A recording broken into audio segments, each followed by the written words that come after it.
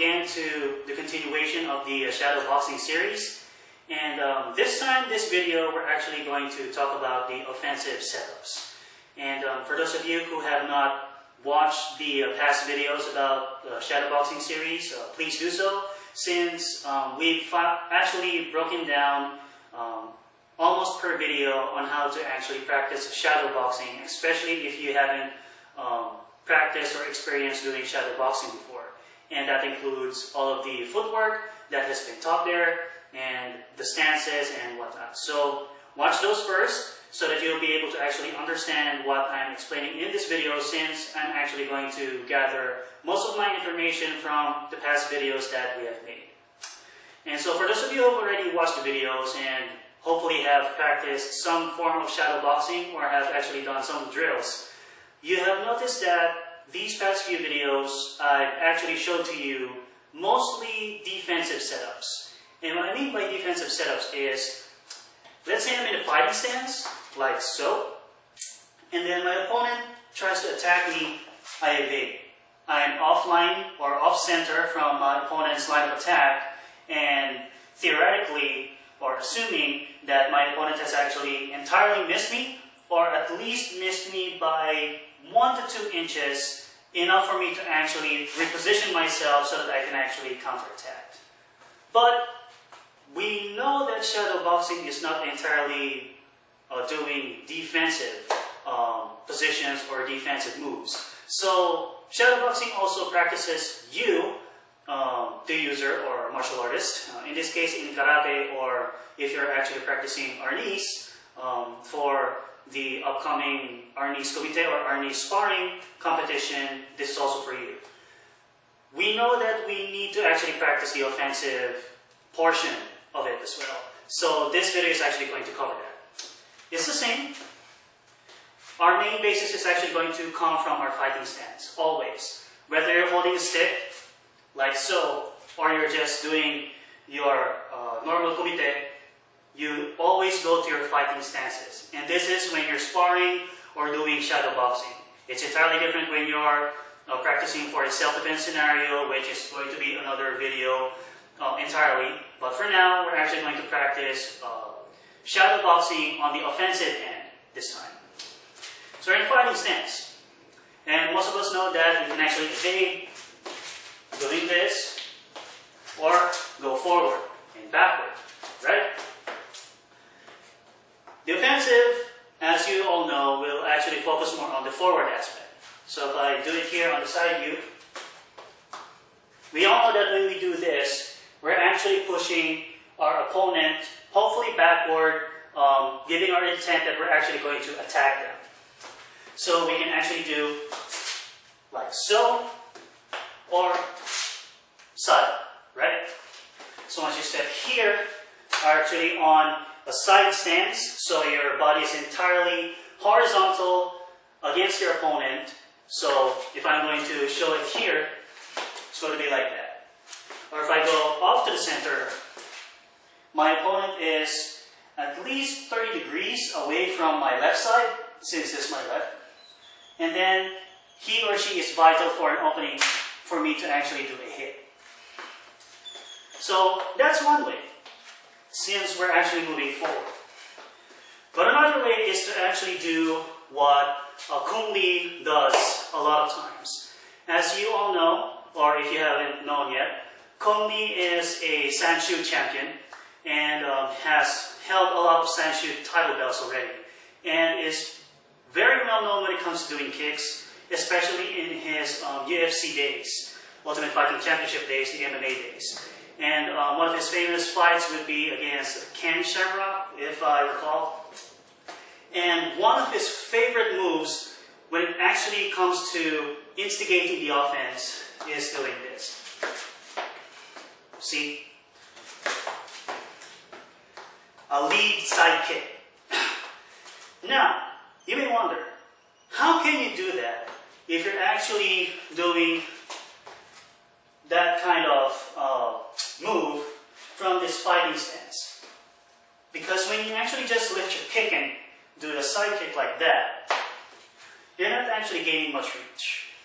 That's where the skip step that we have already discussed from one of our previous videos comes in. So in normal time, okay, like so. That's in normal time. To break it down, which is actually the most fun part here since you already want to know how to do it, it's following the steps of the skip step, forward skip step, but instead of actually just doing this, we're actually going to stop from this portion right here. So if you're going to see from my feet, the breakdown of the skip step, if you haven't practiced it already, is to bring your back foot to this position, so kind of like in a modified cat stance, and then you push from your back leg while your heel is lifted, so that you can actually slide off or carry or take a step with your front leg, going back to your normal fighting position. So it's going to be in one smooth motion like this, like so, maintaining your body position when you're actually holding the fighting stance. Same thing applies when you're actually doing the lead side kick. It's called lead because you're actually using your lead leg or your front leg. But instead of actually just doing this, by the time you're here, your leg is already lifted, your front leg rather, is already lifted, or at least ready to actually be chambered, so that you can actually do a kick simultaneously. So instead of actually just doing that, you're doing this. See? Once again, instead of this, you're doing this. Chambered already.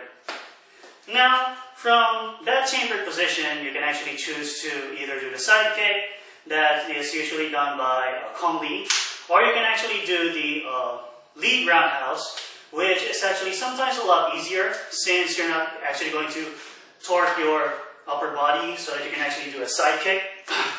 Whereas when you're actually doing the roundhouse, you're just going to whip up your quads and your hamstrings so that your shin or your instep would do the offensive hit. So side kick, lead roundhouse. Again, I'll do it as slow as possible. Side kick, lead roundhouse. Like so. Okay, if I do it front view here, so that you can actually be familiar once you're actually practicing with your partner, it's going to be like so. Instead of that, it's going to be so. That's the side kick. That's the roundhouse. Okay, so those are the first two actions, or should I say offensive tools, that you can use when actually moving forward,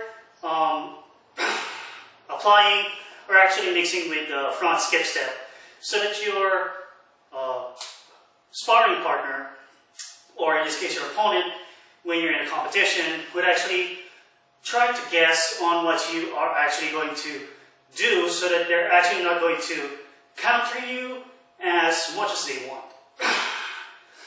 So in this kind of scenario, we know that we need to actually set up or make setups so that your opponent will actually constantly keep you guessing, so that you can actually make a score, and you're actually going to be above your opponent during that time. So there you have it. Hopefully you can actually practice those moves, even though they're just two, and practice it with a skip step. Say right here, skip step.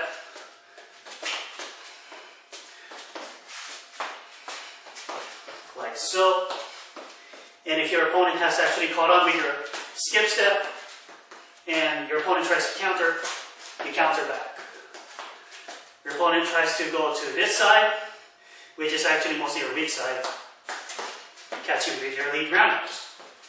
Okay, practice those, and it's also a really, really good way to actually keep up with your cardio, as evident as you can already see from my breath. So hopefully this video has helped you even in the smallest way possible. If you haven't checked our YouTube channel yet, please do so. We actually produce a lot of videos like this, and also some of the videos that we actually present in class sometimes. FMAwarrior.com.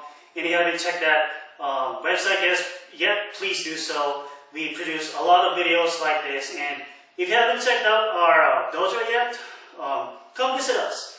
Try a few classes, see what you would actually tend to learn from, and hopefully you would actually stay and be part of our martial arts family. Thank you so much. God bless you all. Always train safe and take care. And in the meantime, I'll drink some water.